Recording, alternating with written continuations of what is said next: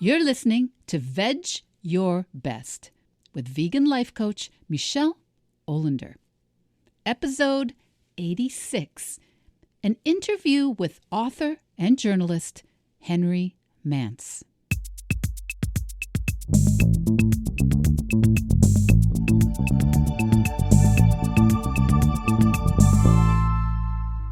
Welcome or welcome back. Today we have an interview with someone I think you are just going to love listening to and learning all about. Henry Mance is chief features writer for the Financial Times in London, and he's also a husband, a father, and an author of a wonderful book that came across my desk this winter. How to Love Animals in a Human-Shaped World. I loved this book. It is a book full of facts and experiences, history and synthesis, and personal reflection. And it's a book full of humor, as well as deep sadness and concerns for our planet and the relationship between humans and animals. Especially now in this world we humans have shaped. A world where virtually everyone says they love and appreciate animals, where we teach our children from their earliest moments to cherish animals in books and in cuddle toys and in videos. But Henry Mance asks whether our choices, our actions, our lifestyles are aligned with that statement, that we love or respect animals. No generation, Henry writes, no generation of humans has loved animals more, and no generation has kept more of them in factory farms or pushed more of them to extinction. And if you're worried that this is going to be a preachy or aggressive or depressing interview or book, I want to tell you right now, no. Henry Mance has written this book from his own very personal, very witty, very journalistic perspective to help us see what is always there, but we sometimes don't remember to look at. So, one quick thing before we go to the interview. As I said, I loved this book when I found it. I love it for its humor and wit and first-person adventures, as well as the carefully researched and cited information. And I found myself thinking about the book one day and about me and this podcast. And I noticed myself thinking, oh my gosh, I would love to have Henry Mance on Vedge Your Best. And I said it like, the tone in my head was like, well, there's no way that could happen. No way. Oxford educated, Financial Times journalist, voted Interviewer of the Year 2017 by British Press Awards. And you should see his tweets on current affairs and politics on Twitter. This in a nutshell is what coaching does for you. It gets you to notice when you are talking in your head, whether it's on behalf of your goals or whether it's when you're being complicit with what you say you don't want. So I noticed that I was thinking, no way will Henry Mance say yes. But as I say, that coaching helps you notice those thoughts. So I decided, okay, all right, I see you negative thoughts. I'm going to let Henry Mance decide himself if he wants to be on this pod and not decide in advance for him. Cut to me in an Uber on my way to the airport this spring when I got the message that he'd be pleased to be on Vedge Your Best. So, while you're listening to Henry Mance talk about his wonderful book, How to Love Animals in a Human-Shaped World, I want you to open up a little window in the back of your mind for something you could be asking for that you've been talking yourself out of. Okay, I'll catch you on the other side of the interview with how you can get a copy of his book from me. Henry Mance, welcome to Vedge Your Best. Hey, thanks so much for having me. It's such an honor for me to have you here. Your book, How to Love Animals in a Human-Shaped World, I was terrified I'd say it wrong, was really a wonderful discovery for me. And I've been trying to figure out where I ran into your book. And I don't know, I cannot figure it out, but I'm so glad that I did. So glad. Excellent. Yeah. So I wanted to start with I had described your book to people as a meditation on humans and their relationships with animals. But I wanted to say that this is not something, it's not like an armchair type of meditation. This isn't a very academic, it's cerebral, but it's very active. And I'm wondering if you agree that you are that kind of gonzo type of journalist, that idea of first person journalist. Well, this book really freed me to go out and be, I mean, not Hunter S. Thompson going through the desert, but, as close to that as I could manage, because I really felt like I had these questions inside me of, what do I want my relationship to animals to be? And what did I want my kids' relationship to animals to be? I've got young children. And I realized that I was passing on, without thinking about it, all of my habits, or I would do unless I stopped. And I think the wonderful thing about this sort of writing this for me was all of these animals I had in my mind that I had some kind of compassion for, that I had some love for, that I'd seen on TV on a wildlife documentary and I'd loved. I could sort of go out and find a way of getting in closer contact with them, whether that was working on a farm or going to particular national parks or reserves, or just sort of spending more time gazing into the pond in my garden.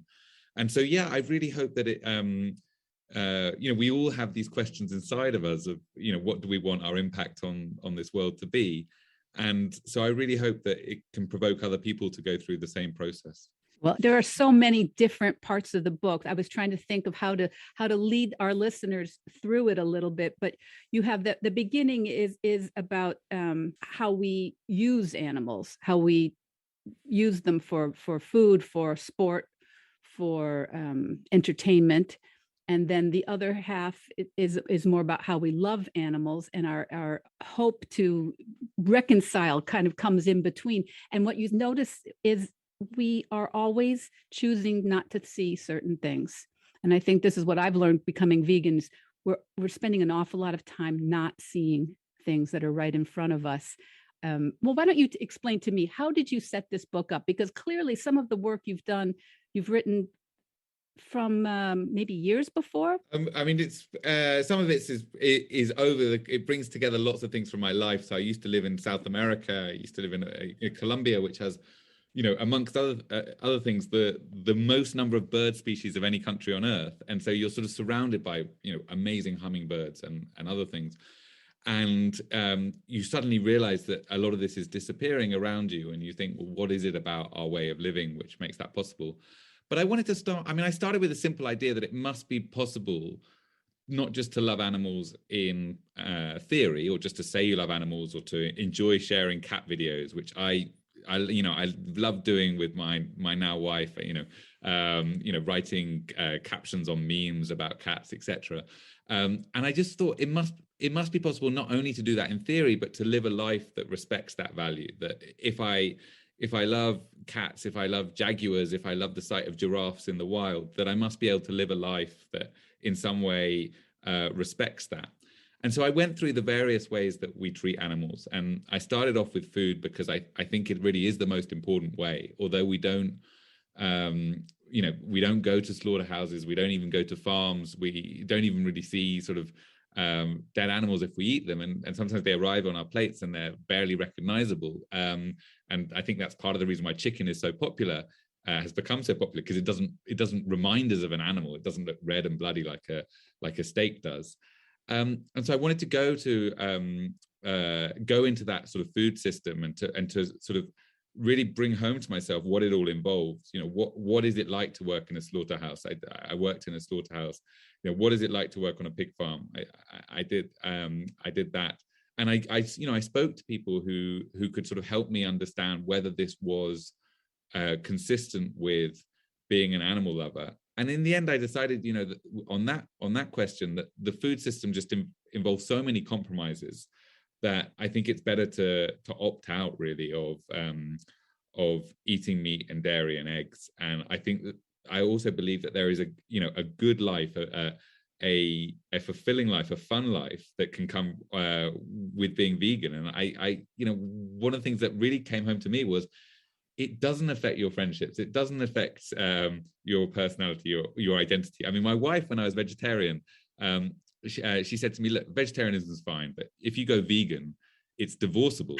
And I said, I was like, yeah, don't worry. No intention of going vegan. And then I found out about the dairy industry and I went vegan. And you know what? It's not divorceable. And it turns out all these things you're afraid of are not necessarily the case. And I went through from that through, I looked at the fishing industry and there, I mean, there's one amazing dynamic of that is, a lot of people listening to this, I'm sure will have seen My Octopus Teacher, the Netflix documentary, which won an Oscar. And all that showed us about octopus intelligence, curiosity. Now, at the same time, I traveled to Spain where people are setting up the world's first octopus farms so that it's cheaper to eat octopus.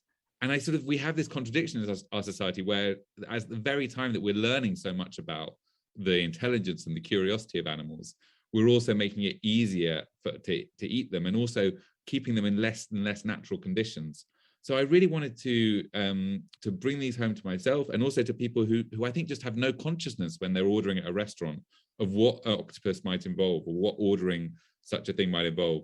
So I went through these stages, and I think it's a really helpful process to believe that your actions as an individual matter, that you're not just sort of going with the tide, that you're or going with the current rather, that actually there's a point to thinking through your choices, and that also if you change your behavior, that others will come with you. I mean, that's for me one of the most powerful things is that not only my friends who have come around for dinner and eaten vegan food, but have also sort of been to vegan restaurants and ordered vegan there, but also people have read the book and just said, well, look, I'm going to change my habits, and actually, one of my relatives or another friend is going to do the same. And I think that change passes through a society much more quickly than we believe.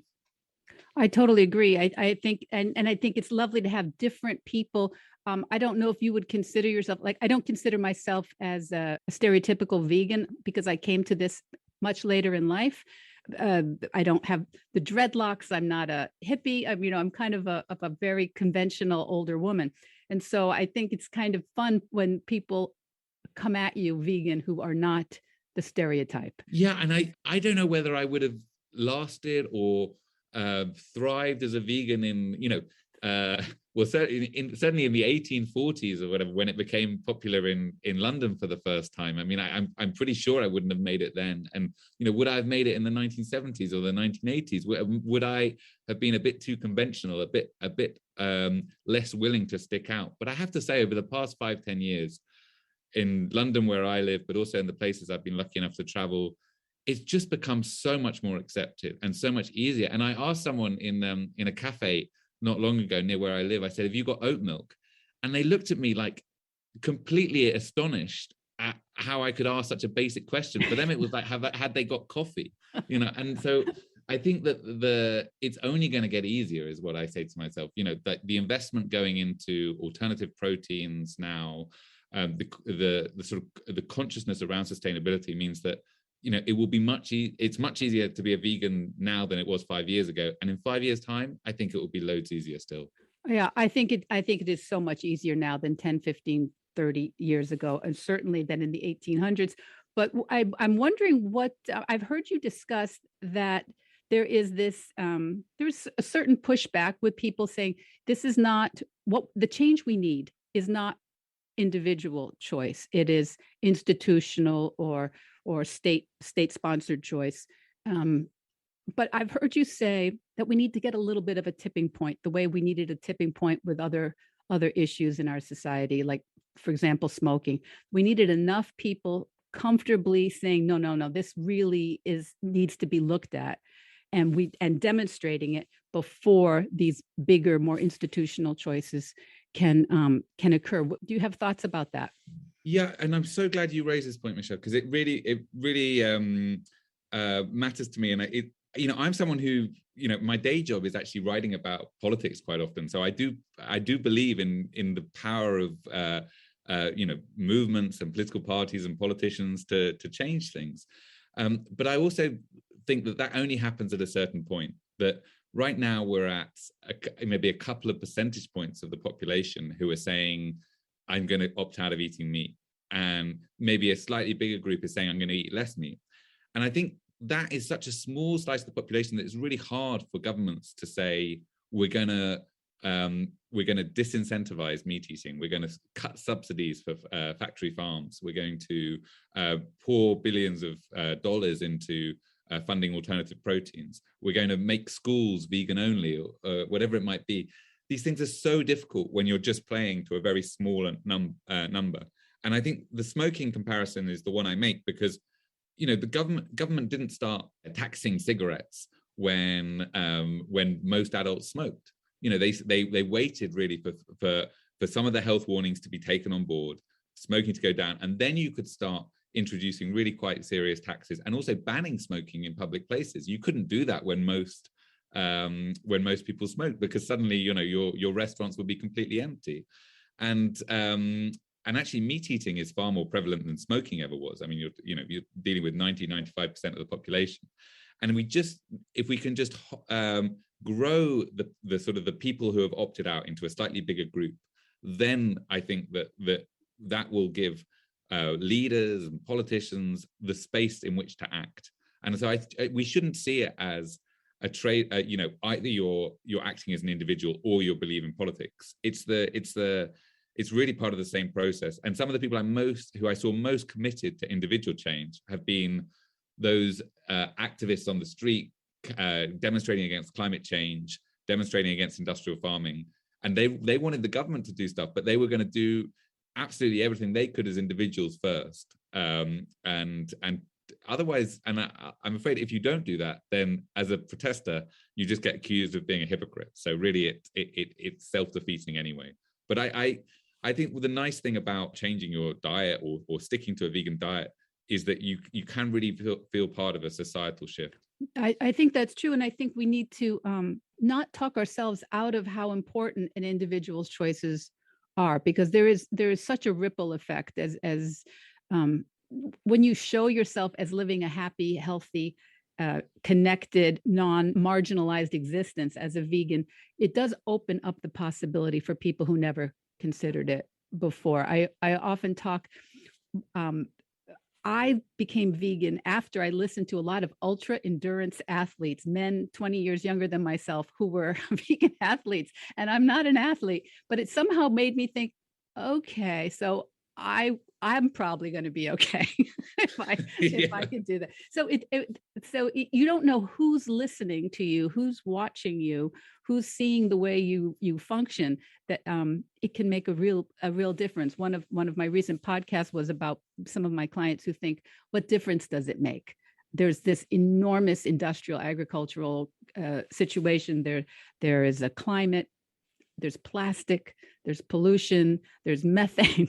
I mean, what difference does my little choice make in my grocery basket or the clothes that I buy? And I think you're telling us it does matter. It can matter. It does matter. And I think also I would say to people, don't forget the feeling of satisfaction of just not feeling guilty about what you eat. I mean, like, people often talk about the meat paradox, which is, how can we love animals and yet eat them? Love animals like our dogs, but then eat animals that are as intelligent as our dogs on in many respects. But I like to think of the sort of vegetarian paradox, which is that, or the vegan paradox, which is that by narrowing down what you eat, you've actually, the stuff on your plate are things that you've made a conscious decision to eat, and you can eat them sort of free from the contradictions, or free from the worry that this is causing harm. You're sort of helping to promote, with every mouthful, with every dollar you spend on it, helping to promote a lifestyle that you think is sustainable and ethical. And so I really have felt more pleasure in my food since going vegetarian and vegan than I have before. Yeah, I agree. I have I don't talk about food very often as a coach, but I show my lunch very often on Instagram, and I have a much more varied diet now than I ever did when I was eating animals and dairy. It's just full of stuff. It's full of all kinds of choices, so it does not feel restrictive at all for me. Yeah, that's so I'm looking at what a couple of the quotes, and I'm going to tell you one thing. I'm Polish. My father taught me, because everything is about the Polish question if you grow up Polish. And he said every nonfiction book you open up and you see in the index if there's anything about Poland. And lovely, yours did. Yours had a couple of things. I knew there was a reason you'd invited me on, Michele. You had Augustus the Strong, and so I'm going to challenge you. You said Augustus the Strong, who was king of Poland and Saxony, died of alcohol poisoning. Of course. Oh no! That's a quote. Why? Of course, Henry. Oh no! This was a guy who was, just in love with excess. So didn't know any limits and had all the trappings of being a king before the age of democracy. So I talk about him collecting animals and loving to hunt animals, and having these barbaric celebrations where animal lives were lost by the hundred, just to try and relieve some kind of boredom or some kind of scratch some itch in the mind of these aristocrats. So yeah, I thought alcohol poisoning was a fitting way for him to go. Yeah, and it's interesting. I'm an art historian by training, and so often animals have been used as collections, as demonstrations of imperial contact, of being able to bring things from one end of the world to the other, to this place where they don't belong, where they're not native, as a demonstration of power, as a demonstration of sometimes of intellectual interest, but very often just a demonstration of, look what I can do, mostly power. And I think that's it's such an interesting, you bring in this history, the arc of history about the idea of zoos and collections and animals, menageries, which I thought was really interesting. Very, very a good way of balancing out what we think of zoos, because I loved zoos. I always loved zoos, and I am so conflicted about them now. And partially because I loved them so much as a kid, and then as a mom, I brought my kids to zoos all the time, thinking I was doing a good thing. Yeah, I was a kid who loved the zoos. We had pandas at London Zoo, and I used to go all the time. And it was really going back as a young adult that I just noticed something wasn't quite working for me. It wasn't quite right, and I was like, but the zoo is a happy place. So why isn't it making me happy? And I sort of got thinking about it, and I got reading about it, and one of the things that the history showed me was that zoos were not set up for the benefit of animals, for the benefit of conservation. They were set up for some of the reasons you've mentioned, and also, I mean, imagine living in 19th century Europe and never having seen a giraffe. I mean, you'd want to see one. You'd be amazed. Of course, you'd go down to the zoo to see one. And so once you understand that the history was really to satisfy human curiosity and also some scientific inquiry, then I think you can much more easily take on board the idea that they don't work for animals in their current form. So the elephants are there in some zoos because we like to look at them. It doesn't actually help the populations of African elephants to have a few isolated elephants in cold parts of Europe or cold parts of North America where they're not particularly happy, they don't breed well. And so I now see zoos as somewhere where I don't take my kids, but I think they do have a role. And I think it's really to focus on those animals who can be bred well in zoos. So, the smaller animals, the frogs, who are, a third of amphibian species are threatened with extinction. So we can use zoos to really boost those animals. And also I think that the zoos kind of assume that you want to see the biggest animals, and kids want to see the biggest animals. They want to see the tigers, lions, bears, etc. And I'm not really convinced that's right. When you see a giraffe in a zoo, the giraffe isn't doing anything because it doesn't have they don't have enough space, really. They don't have a need to run around or to really show their majesty. I find them quite sad places for giraffes. Whereas, watching frogs in my pond, my daughter absolutely loves it because they're in their space, they're in their element, and they're moving, they're active. And I think that's what we need to promote, and sort of anything that can that allow animals to exercise their natural behaviors. And so we shouldn't assume that kids will only go and see to zoos if they are the biggest animals. They can watch those on TV, which is something that obviously people 200 years ago, when some of these zoos were set up, didn't have. So we've got to recognize that times have changed. And I feel slightly sad about zoos, because people who work in zoos are often lovely and well-meaning, but the institutions are just a little outdated, I'm afraid. Yeah, and I love that you offer this as a kind of alternative, that to get out into nature and look in a pond, look in a puddle, look out in the woods. That this is in many ways a far superior form of exposure to nature and to animals for ourselves and for our kids than the zoos.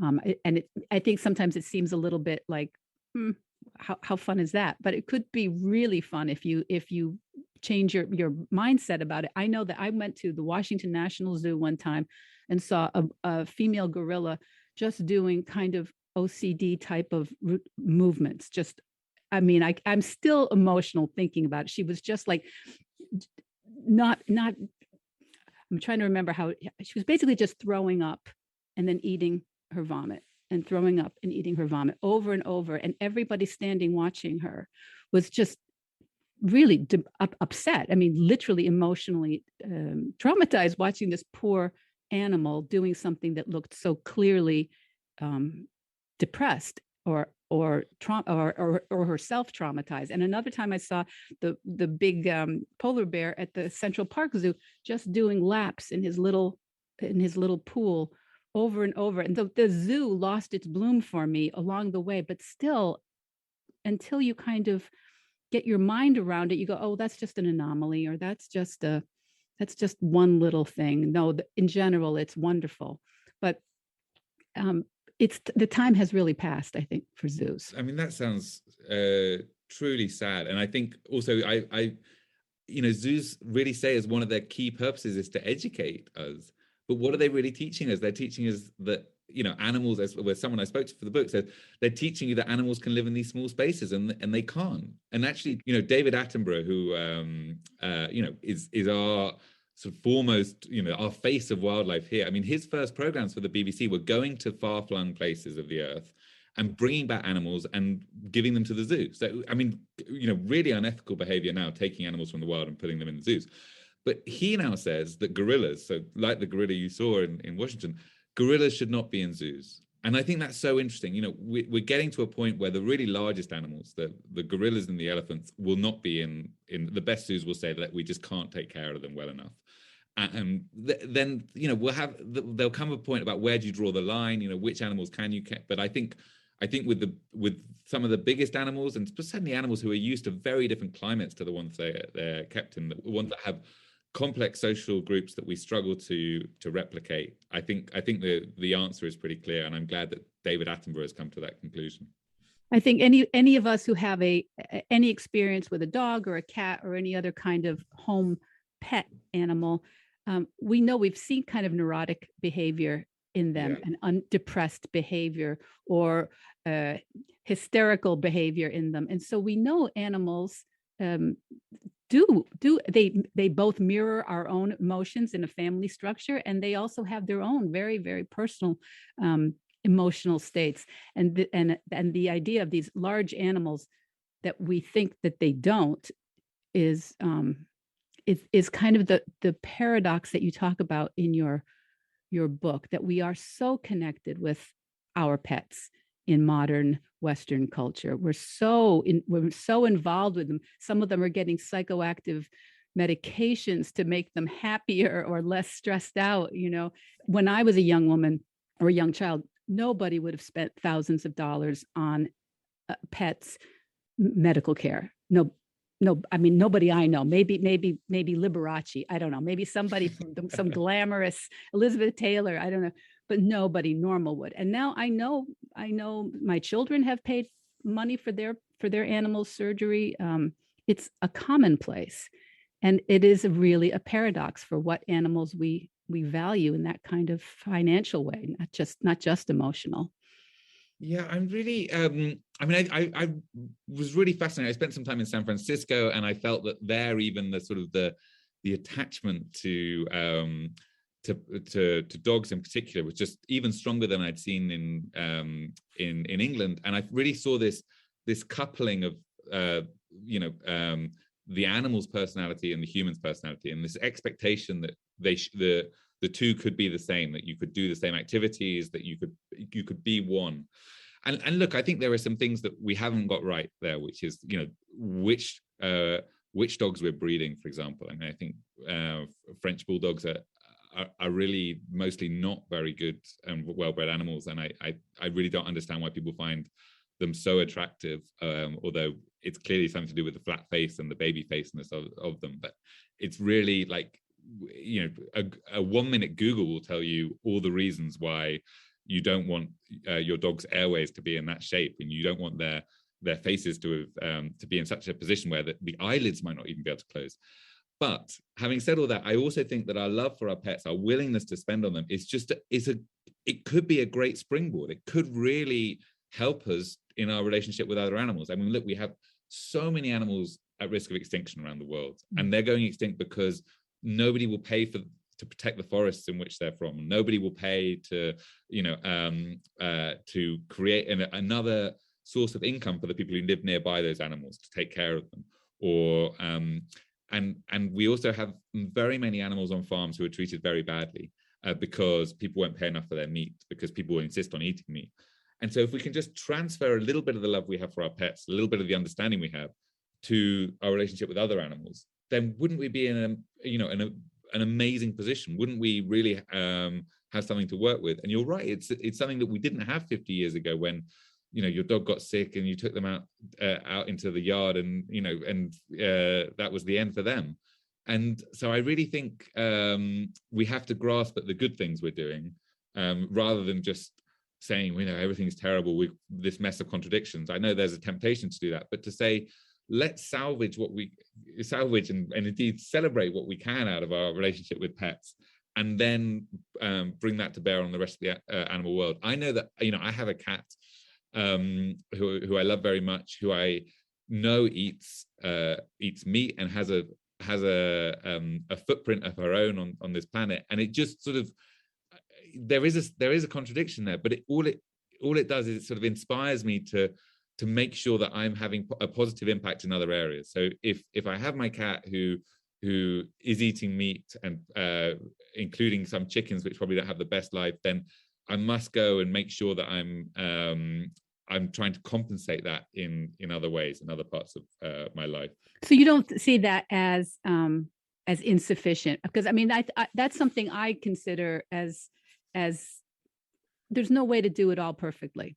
There's no way, because we also don't know what's perfect. We also don't know what really makes things better. So we have to just keep trying to learn and be open to learning.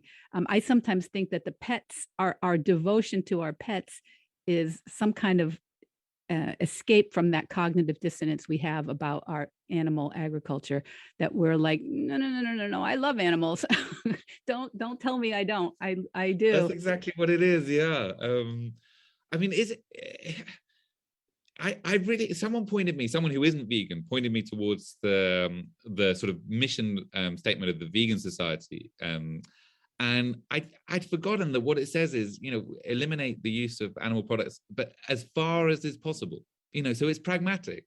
And I really think that some of the annoying questions you get as a vegan of, do you eat honey, or do you eat, I mean, I think you come back, or what about your leather watch strap that from a watch that was passed down to you from generations, or whatever it might be? Like, come back to that point that as far as is possible, and it's better to do 90% than to do 0, and like, I don't want us to spend all our emotional energy worrying about that last 10%. I want us to get as many people as possible to doing the 90%.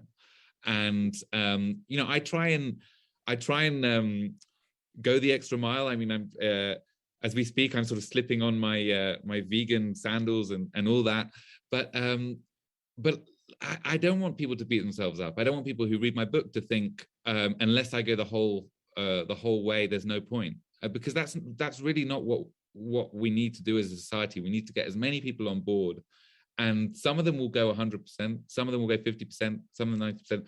And that's fine. But the way of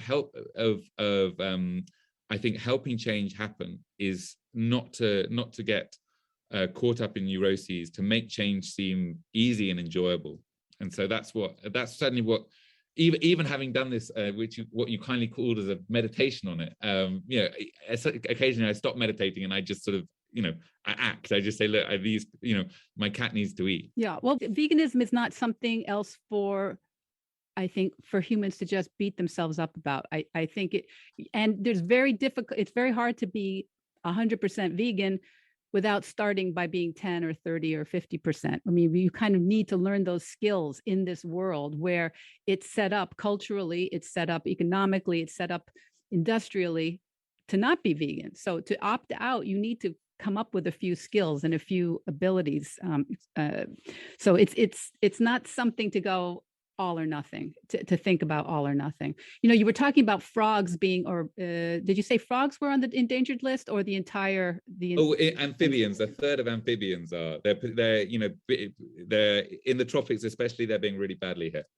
Because I live in Western Massachusetts. I drove down to Florida in the beginning of February, and I didn't really have to clean my windshield of bugs the whole way down. And that was like, at the second day, I was like, that's crazy. That's crazy. There should be bugs all over my windshield, especially as I got down to North Carolina and Georgia and Florida. That means there's no insects, and that's what they eat. Yeah, you're absolutely right. And I remember as a kid, we used to have lunch in the garden, and there used to be a fly squat. And as a kid, I used to find this amazing. There's a bit of plastic, and you'd hit wasps in particular that were trying to take a bit of the food. And like, I just realized that in recent years we just haven't needed a fly squat. There's just been no flies, no wasps, and like, that's terrifying. And by the way, sorry, this is before I realized this before I went vegan. I think now I sort of I'm not desperate to kill wasps in any case, but like, yeah, it's really terrifying what we're losing. And I do feel very sad that my kids will grow up in a world without some of these animals. And yeah, if the insects go, then the birds go, the amphibians go. And exactly. You go back to Rachel Carson, who when she wrote Silent Spring, she said, who has the right to decide that these animals won't exist? And I don't think we have taken a decision as a society that we don't want these animals. If anything, we've taken a decision that with all the love we show them, with all the clips, all the wildlife documentaries, we've taken a decision that we do want these animals, but it's just that our behavior isn't following through. And so I really believe we should do absolutely everything to like live our values, to leave a legacy that we would be proud of. In the United States, I mean, I tend to be a Pollyanna, and maybe all facts to the contrary, but I know I grew up near the Connecticut River. I still live near the Connecticut River. In the 60s, 70s, the pollution was tremendous, and ospreys and other animals their eggs, because of the different pollutants, their eggs wouldn't form. So they were endangered. Now they're ospreys. I see them in my house in Florida. I see them in Rhode Island. I see them all the time. They're back. They're really, really back. So I know we can, as a culture and as a society, we can do things that are kind of amazing. We can bring things back from the brink. And I just wonder if we have the will to do it. So so I think at least individual vegans, individual vegetarians, individual people who are looking, maybe that's not their method, but they work with zero waste. They work with other kinds of ways of approaching these problems. We can do something that at least stands up for the things we value. You know what I'm very curious about? I'm curious about what didn't make the book. Typically, writers have a lot of things, a lot of ideas that don't fit in the long run. What didn't fit? Wow, that's a really great question. When I lived in Colombia, when I was in my 20s, there was this story about these hippos that had been brought over by Pablo Escobar to Colombia. The drug lord had brought them over along with loads of other African wildlife because he could, because he had the money. He certainly didn't need to worry about customs. And he brought them over to sort of his estate outside the city of Medellin. And they lived there until he was eventually imprisoned and then killed when he was on the run. And a lot of the animals in this part were taken care of, but the sort of the hippos just acclimatized themselves to Colombia, the waterways. They had no real competition, and they went on breeding, and they became incredibly fertile and successful, and they had no problems in this part of Colombia. And then the Colombian government had this question of, well, what do we do with these hippos? And they became both a sort of cause célèbre in Colombia in terms of, wow, we've got these animals who are quite unlike our native wildlife. I mean, Colombia has amazing wildlife, but it doesn't have the big sort of African style animals like lions and giraffes that sort of go easily on a newspaper front page. And so there was this question of whether someone should go out and kill the hippos, or whether they could be in some way removed, or whether they should just be allowed to go on reproducing in the area. And I was, at that time, I was actually working for a biodiversity think tank, a nature think tank in Colombia. And they didn't want anything to do with it because it was this sort of political hot potato that was only going to go wrong. And actually, even now, so we're now over a decade later, the Colombian government has just decided to call these hippos an invasive species. So it just decided that maybe it needs to control the number of hippos. But for me, it was a real wake-up call in terms of just how, our compassion for individual animals often conflicts with what is good for the natural environment in that case. And there was a real trade-off that the hippos were doing well, but other native wildlife was not doing well. And so it was a really tricky dilemma, and it didn't quite fit into anything I was writing in this book. But I am aware that, things are not perfect, that not every question has a simple answer. Like, I think not eating factory farmed pork or not eating factory farmed chicken is one of the easiest moral questions that we get asked in this life. But like, what to do with these hippos was a slightly harder question. And I think, conservationists would say you should have killed them, but I'd fed one of these hippos carrots, and she was a delightful animal. So then you're confused. And there is a whole battle going on between the different sides of that argument. So that's the next book, or maybe part of the next book. The hippos will still be there. Yeah. Oh, that's interesting. Yeah, I live in suburban areas, and we have now, we've always had foxes a bit, but we have coyotes all the time. We have bobcats now, which are pretty new to our area, and it's partially it's habitat destruction that they've been pushed into our. I read in your book about the foxes having smaller brains in urban environments than you have so many facts in the book. I mean, so many, but that interested me, that perhaps they didn't need such big brains to find garbage and household compost. And is that what you were saying? Well, yeah, I mean, I think it works differently with different species. What they need to adapt. But I mean, it's a relatively recent phenomenon. It's only the past couple of decades that foxes have become sort of really ever present in London. And I just love the fact that they don't really care that we're here. They like eating our food and our leftovers, obviously, but they don't they're not afraid of us. They're not aggressive, certainly. And I just love that feeling of having animals around us who not living in a world that is just purely human. And I think that cities can sometimes feel like that. And so creating these little pockets of space, whether it's parks or gardens or whatever, where animals can come, I think that's really the way of reminding ourselves that the world is not just about us. The world is much more. I think that is the perfect spot to end this with, because that really is what your book is about. I think at the end also, and in your book, I hope people will buy it. I hope people will read it. You have great source material. You help people find some of the information that you've used. And it's not just dry footnotes. It's actually very interesting background material that you've used and writers you've quoted from. And you also have a bunch of steps that you encourage people to look at and see what fits for them. And as you said, things like not eating pork and chicken is a very easy way, even to limit it and see that you can do it. Once you try, you won't miss it that much. I think this book is just really a treat for people. It's not polemical the way I see the vegan polemicist tracts. It's really very much about real human beings functioning in the real world and taking a look at what we can do and what's available for us.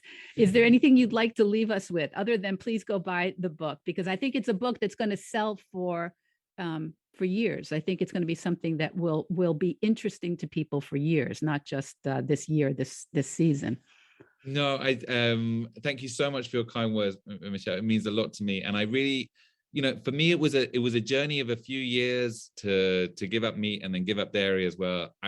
It was really worthwhile, and all I say to people is just do what you can, ask the questions, see where it leads you. Don't feel pressure, and don't worry that people will judge you. I mean, they really don't. I like to say that going vegan changed my family Christmas less than the arrival of TV streaming did. I mean, like really, if you're worried about all your bonds falling apart, then really no. Changing your diet is the least of it in this world. So, and I hope that the book is intended to be slightly funny. A lot of the stuff I write in my day job is meant to be funny. I don't believe this is something where polemics aren't the only way of coming at these issues. So thank you so much for your kind words, and I hope people do read it and do feel empowered. That's great. And we're gonna give away a couple of books when this goes live at the end of April. We're going to give away a couple of books to my listeners. And the title of the book, let me make sure I say it correctly: How to Love Animals in a Human-Shaped World. Henry Mance, thank you very much for being with us today. Thanks so much. So, what did you think? What did you think of Henry Mance? Could he be more of a delight? First of all, if you know anyone who's been resistant to veganism or to the message that we offer here at Vedge Your Best, I really recommend you share this interview with that person, or share Henry Mance's book itself, How to Love Animals in a Human-Shaped World. I think that Henry is really a marvelous, welcoming, and highly intelligent entry point for some of the people around us who may have been put off by some of the messaging around veganism. And secondly, I wanted to give you an opportunity to get a free copy of Henry's book, the actual physical in real life edition of How to Love Animals in a Human-Shaped World. That's if you're in the US, or the ebook or audio version if you're not. Henry is the narrator of the audio version, and it's excellent. I highly recommend it. So, to get a copy from me, you just need to write a short review of this podcast on iTunes, hopefully with 5 stars, if that's in alignment with your thoughts, and then send me a screenshot. You can email the screenshot to info@micheleolandercoaching.com, and the links are all in the show notes here. Nothing would give me greater pleasure than to send you or your loved one a copy of How to Love Animals in a Human-Shaped World by Henry Mance. Honestly, I think this is a very, very important book disguised as a really great read. Vedge Your Best podcast production, music, and editing by Charlie Weinshank. Thanks, Charlie. Before you go, it would mean so much to me and the Vedge Your Best team if you would hit subscribe, leave us a 5-star review, or share with someone you think might be interested. Something about algorithms, it helps bump us up a little in the rankings, and that's the best way to help others find the podcast and for us to find our audience. So, until next week, make it easy and Vedge Your Best.